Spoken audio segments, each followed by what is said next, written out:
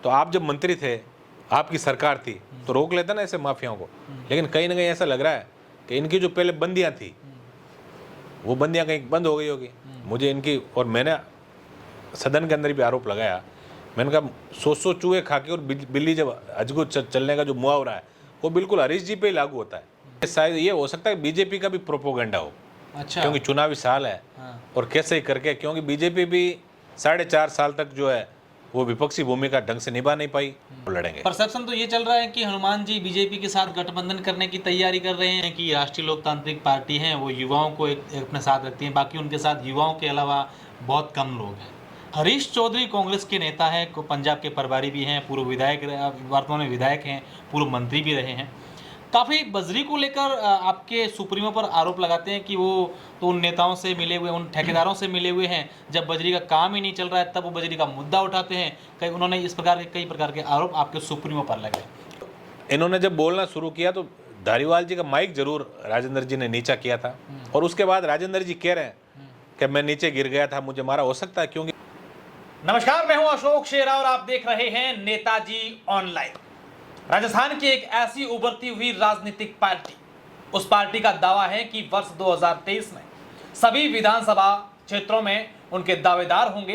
हालांकि वर्ष 2018 में भी इन्होंने मजबूती से चुनाव लड़े थे और उस समय पूरे राजस्थान में इनके इस पार्टी के 3 विधायक बने थे। उसी पार्टी के बड़े नेता नारायण बेनीवाल, आरएलपी के सुप्रीमो हनुमान बेनीवाल के छोटे भाई और खीमसर से विधायक हमारे साथ हैं, और इस चुनावों को लेकर इनसे कई सारी चर्चाएं करेंगे। इनसे बात लाल डायरी की भी करेंगे, इनसे बात बजरी को लेकर भी करेंगे, और इनसे बात वर्ष 2023 में होने वाले चुनावों को लेकर भी करेंगे।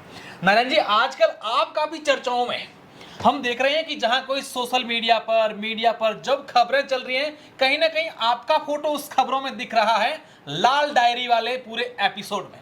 क्या उस समय आपका संबोधन भी चल रहा था, आपका नाम भी पुकारा गया था?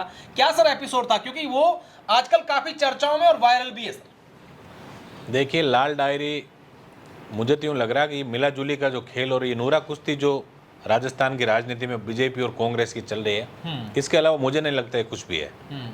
क्योंकि जिस तरह से बार बार कांग्रेस के पूर्व मंत्री और विधायक हमारे गुड्डा जी बार बार लाल डायरी का जिक्र करे थे, आदमी के पास जब कोई हथियार होता है तो लास्ट के अंतिम क्षणों में जब उसको ये लग रहा है कि मैं कहीं ना कहीं बर्बाद ही हो रहा हूँ, तब तो उसका इस्तेमाल वो जरूर करता है। वो जरूर कह रहे थे कि ब्रह्मास्त्र है मेरे पास, लेकिन मुझे यूँ लगा कि शायद ये हो सकता है बीजेपी का भी प्रोपोगंडा हो। अच्छा। क्योंकि चुनावी साल है। हाँ। और कैसे ही करके, क्योंकि बीजेपी भी 4.5 साल तक जो है वो विपक्षी भूमिका ढंग से निभा नहीं पाई।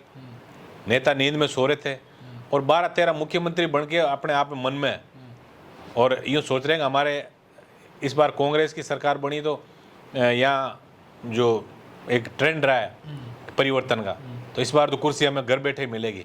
इससे ज़्यादा मुझे कुछ लगा नहीं है। और उस दिन ये तय हो गया था कि सदन जो है वो पूरा चलेगा। भारतीय जनता पार्टी भी कर्ज माफी के ऊपर जो है उनका स्थगन प्रस्ताव था, और मेरा टोल मुक्त राजस्थान के ऊपर और स्टेट और नेशनल हाईवे को टोल मुक्त करने को लेकर मेरा स्थगन था। जैसे ही मैंने स्थगन पे बोलना शुरू किया, भारतीय जनता पार्टी के लोग खड़े हो गए, और उधर से गुड्डा जी भी आए थे। और उसके बाद लोकतंत्र को शर्मसार करने वाली घटना, एक काला अध्याय कहूँगा मैं इसको राजस्थान विधानसभा के लिए, जो कुछ भी हुआ और जिसने भी किया, दोषी चाहे कोई हो, लेकिन स्वस्थ लोकतंत्र की परंपरा में हिंसा का कोई स्थान मैं नहीं मानता। सर एग्जैक्टली हुआ क्या था, क्योंकि आप उसको बिल्कुल अपने आंखों से देख रहे, आपके सामने सब कुछ हुआ था। क्या वाकई में जो मिनिस्टर हैं धारीवाल, उनके साथ मारपीट हुई, उनका माइक नीचा हुआ, या फिर शांति राजेंद्र सिंह गुड्डा हैं उनका भी आरोप है कि मेरे साथ धक्का मुक्की हुई, मेरे साथ एक विधायक आए जिन्होंने मारपीट करने की कोशिश की? क्या सर एग्जैक्टली है, क्योंकि अलग अलग आरोप हैं, लेकिन सच्चाई जो है वो आप ही बताएंगे, क्योंकि आपके पार्टी और आपके नेताओं की हमेशा से एक छवि रही है कि विभाग बात करते हैं, अब जो बात है वो मुंह पे कैसे वो कह देते हैं। देखिए, जब अध्यक्ष जी ने ये व्यवस्था दी राजेंद्र जी गुड्डा को कि आप बैठ जाइए, आपको, और राजेंद्र जी राठौड़ को भी कहा आपको कोई चर्चा करने मेरे चैम्बर में आके आप कीजिए, वो तो सारा सुन रहा है ना, और ऑनलाइन पूरा देश देख रहा था। अब इन्होंने जब बोलना शुरू किया तो धारीवाल जी का माइक जरूर राजेंद्र जी ने नीचा किया था, और उसके बाद राजेंद्र जी कह रहे हैं कि मैं नीचे गिर गया था, मुझे मारा। हो सकता है, क्योंकि मैं मुझे तो मतले की आंख की तरह इतना ही दिख रहा था कि हम टोल मुक्त पब्लिक, हम टोल मुक्त राजस्थान हम कैसे बनाएं। हमारा जो मुख्य जो एजेंडा है राष्ट्रीय लोकतांत्रिक पार्टी का, टोल मुक्त राजस्थान हो, मैं उसको लेकर चर्चा कर रहा था, क्योंकि शोर ज़्यादा था, इसलिए मैं मेरे कंटेंट की तरफ भी ध्यान बार बार अध्यक्ष जी का आकर्षित करवा रहा था। मुझे ध्यान नहीं एक्चुअल में क्या हुआ क्या नहीं हुआ। बूढ़ा जी ने जरूर बार कहा कि मुझे मारा, बार लोगों ने मिलकर, हो सकता है अब इसके बारे में मैं ज़्यादा कुछ कहने की स्थिति में नहीं हूँ, क्योंकि मैंने आंखों से वहाँ बहुत कुछ देखा नहीं। और इसके बाद मार्शल उनको धक्का देते हुए बाहर जरूर लेके गए थे। क्या घटना हुई क्या नहीं हुई वो तो ज़्यादा आपको गुड़ा जी बता पाएंगे। अच्छा सर, वर्ष 2023 के जो विधानसभा चुनाव है उसको महज कुछ महीने का समय बचा है। राष्ट्रीय लोकतांत्रिक पार्टी, आपके सुप्रीमो साहब हनुमान जी कहते हैं कि इस बार हम पूरे राजस्थान में जो है वो अपने कैंडिडेट उतारेंगे, पार्टी जो सभी विधानसभा सीटों पर चुनाव लड़ेगी। कैसी तैयारी चल रही है पार्टी की? देखिए, राष्ट्रीय लोकतांत्रिक पार्टी तो किसान और जवान की पार्टी है। यहाँ कोई बहुत बड़ा कोई दूसरा आका यहाँ है नहीं। किसान और जवान की खुद की पार्टी है। और आपने देखा अभी एक ही महीने के अंदर 9 धुआंधार जो रैलियों का आयोजन किया, और उसमें जो जनता का आशीर्वाद मिला, उसे आप खुद ही अंदाजा लगा सकते हो कि तैयारी कैसी है। और अलग अलग जिलों में थी, और बहुत शॉर्ट टाइम के अंदर 2-2, 3-3 दिन के अंतराल के बाद जो रैलियाँ, जो सुपर हिट रैलियाँ हुई, उससे आप खुद अंदाजा लगा सकते हो तैयारी कैसी है। निश्चित रूप से हनुमान जी ने जो कहा है कि 200 सीटों पे हम भारतीय जनता पार्टी और कांग्रेस के अलावा जो भी दल है जिनसे हमारी समान विचारधारा है, उन सब लोगों के साथ मिलकर हम चुनाव लड़ेंगे। परसेप्शन तो ये चल रहा है कि हनुमान जी बीजेपी के साथ गठबंधन करने की तैयारी कर रहे हैं, और ऐसा लग रहा है कि कहीं पर जहां बीजेपी को मजबूती से चुनाव लड़ना होगा, मजबूत बीजेपी का सपोर्ट भी आरएलपी करेगी। ऐसा कुछ नहीं है। हनुमान जी पहले ही ये घोषित कर चुके हैं कि मैं बीजेपी और कांग्रेस के अलावा जो समान विचारधारा के छोटे दल हैं उनको लेकर मजबूत तीसरा मोर्चा जो है वो राजस्थान के अंदर हम खड़ा करेंगे। और हनुमान जी आंकड़ों की बात करते हैं, बड़े परिपक्व उनकी विचारधारा रही है। वो कहते हैं एक जिस तरह जो 2018 का चुनाव था उसके अंदर लगभग 1,39,00,000 के करीब कांग्रेस को वोट मिले थे, 1,36,00,000 के करीबन जो बीजेपी को मिले, 80 लाख वोट उस टाइम ये तीसरे मोर्चे को, सारे जो अदर्स जो थे उनको मिले। और इस बार जो 75 लाख जो नए मतदाता है, निश्चित रूप से व्यवस्था परिवर्तन की बात युवा करता है। आज तक जो क्रांति हुई देश के अंदर वो युवाओं ने की, और ये 75 लाख जो एक डिसाइडिंग फैक्टर जो राजस्थान के अंदर उभरेगा, वो निश्चित रूप से यहाँ तीसरे मोर्चे की बहुत बड़ी संभावनाएं नजर आ रही है। सर, क्या मुद्दे हैं? आरएलपी किन मुद्दों को लेकर चुनाव लड़ेगी? अगर बीजेपी की बात करें तो वो तो कह रहे हैं भ्रष्टाचार हुआ राजस्थान में, ये हुआ वो हुआ है। और उस तरफ अगर कांग्रेस की बात करें तो इस बार के हमने खूब सारी योजनाएं की है और हम सरकार रिपीट कर रहे हैं। राष्ट्रीय लोकतांत्रिक पार्टी के मुख्य मुद्दे क्या है जिनको लेकर जनता के बीच जाएंगे और कहेंगे कि भी हम लोग प्रदेश की जनता के लिए ये करेंगे ताकि आप हमारे साथ आए? देखिए, राष्ट्रीय लोकतांत्रिक पार्टी का निर्माण ही व्यवस्था परिवर्तन के नारे के साथ हुआ। बीजेपी कह रही भ्रष्टाचार हमारा मुद्दा रहेगा। अरे भ्रष्टाचार के जनक तुम लोग ही तो, मुद्दा क्या रहेगा? आज यदि इस प्रदेश में यदि बात करें तो भारतीय जनता पार्टी के टाइम में जो घोटाले हुए, पूर्व मुख्यमंत्री जो वसुंधरा जी के समय में जो घोटाले हुए, खान का घोटाला हुआ बहुत बड़ा, कुछ नहीं हुआ।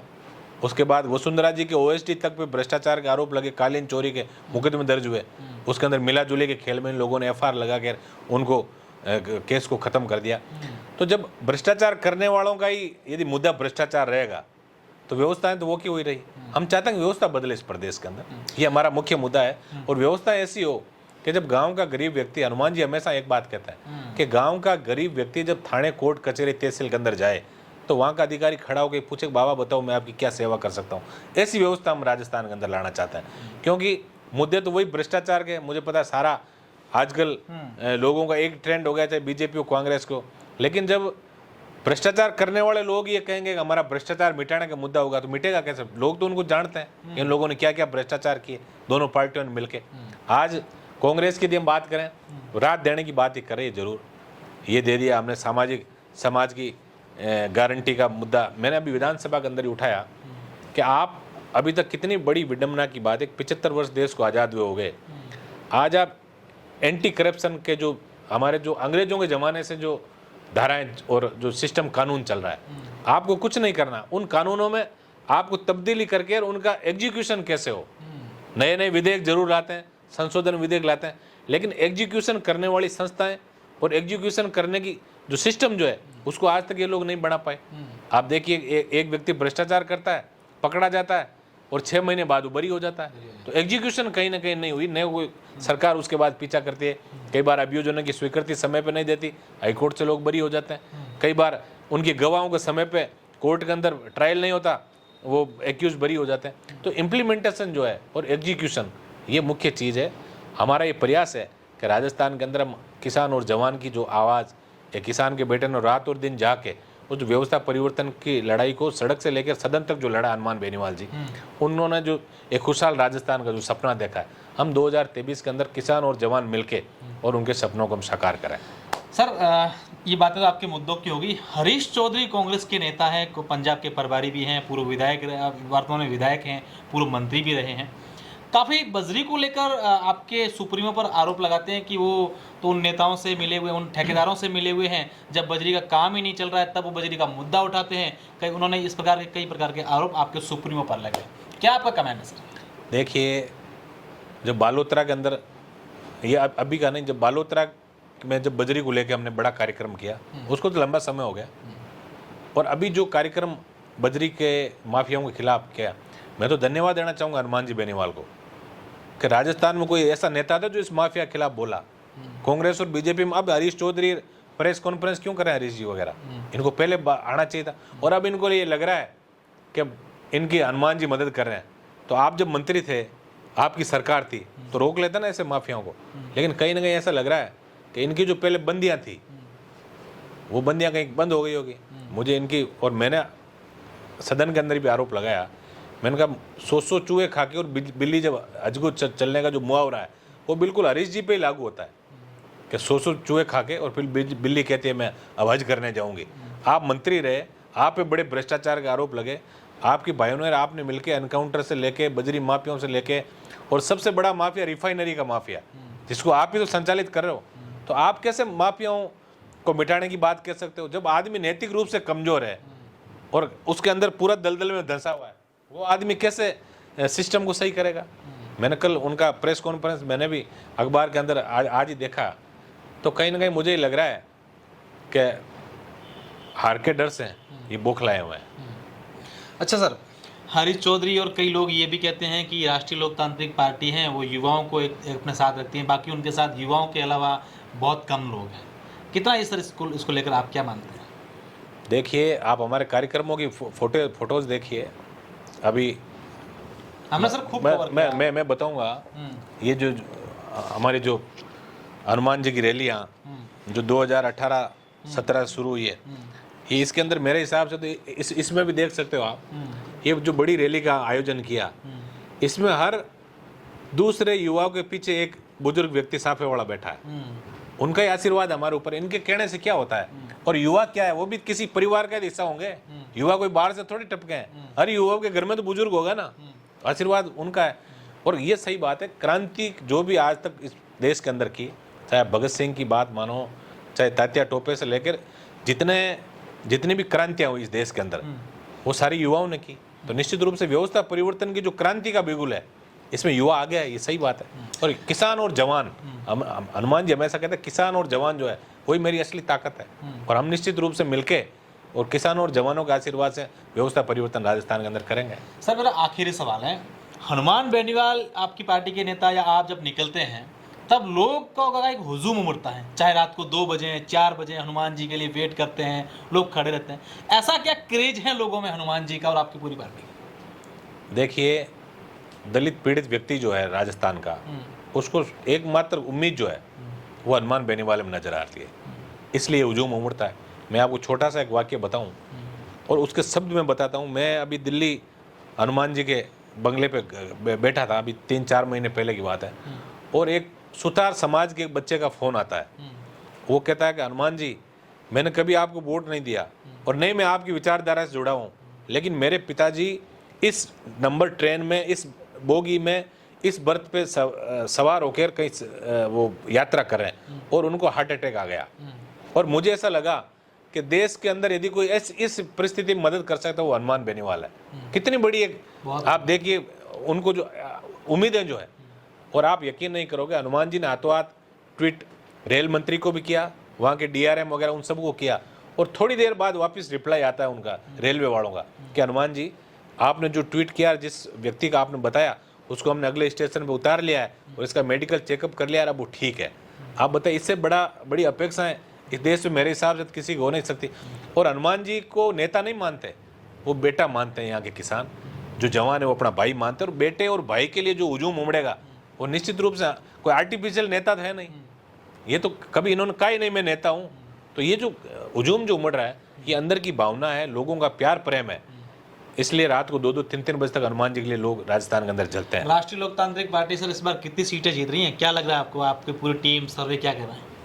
देखिए, अभी वो तो आने वाला समय बताएगा। बाकी अच्छा, हमारी परफॉर्मेंस बहुत अच्छी रहेगी।